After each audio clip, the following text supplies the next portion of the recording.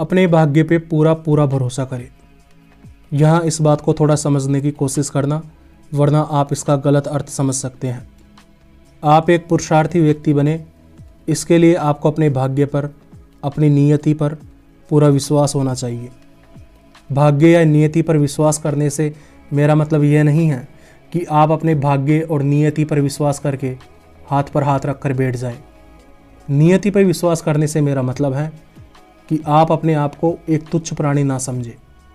आप अपने आप को ऐसा समझें कि आप भी उस परम शक्ति के अंश हैं और आपका जन्म इस पृथ्वी पर अकारण नहीं हुआ है, बेफालतू में नहीं हुआ है, बल्कि किसी विशिष्ट उद्देश्य को पूरा करने के लिए हुआ है।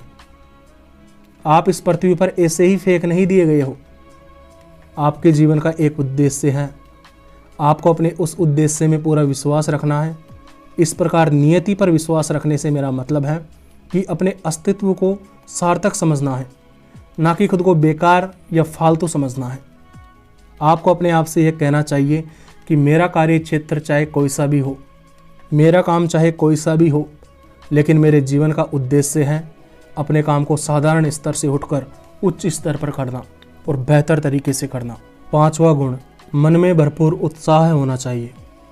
उत्साह इस संसार की सबसे बड़ी शक्तियों में से और सबसे महत्वपूर्ण शक्तियों में से एक है।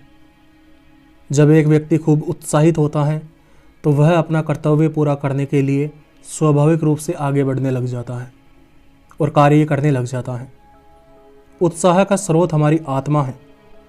जब एक व्यक्ति अपने कर्तव्यों को अपनी संपूर्ण प्रतिभा और क्षमता के साथ में करने का प्रयास करता रहता है तो उसके अंदर उत्साह की शक्ति जन्म लेती है, जिस शक्ति का प्रयोग करके वह कठिन कार्य को भी खुशी खुशी कर लेता है।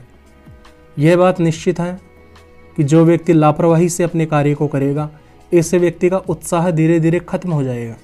आज आप में अपने कार्य को करने के प्रति उत्साह नहीं है, कोई बात नहीं, आपको बिल्कुल भी घबराने की आवश्यकता नहीं है। आपको बस थोड़ा जोर लगाकर कुछ समय के लिए अपने कार्य को संपूर्ण क्षमता के साथ में करने का प्रयास करना है। शुरुआत में आपको अपने काम के प्रति उत्साह पैदा करने में दिक्कत महसूस होगी, कठिनाई होगी, लेकिन आपका इस मोड़ पर हार न मानने का मतलब होता है कि आपको आगे उत्साह का खजाना मिलेगा।